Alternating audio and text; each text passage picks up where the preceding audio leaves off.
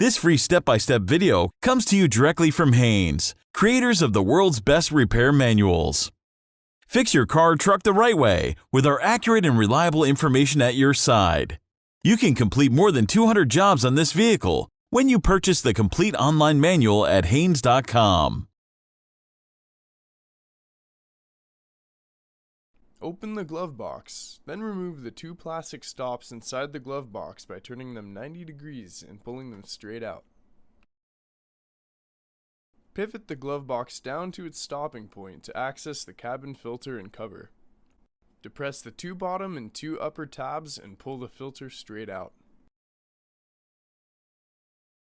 Since this is a screen type filter, it is allowable to blow the screen off with a stream of compressed air in the reverse direction of normal airflow. Install the filter and push it all the way in, securing the locking tabs. Pull up the glove box slightly and be sure to feed the damper gear tab into the damper gear slot. Do this gently to avoid breaking any plastic. Pull the glove box up high enough to install the 2 plastic stops. Secure them in place by rotating them 90 degrees. Close the glove box.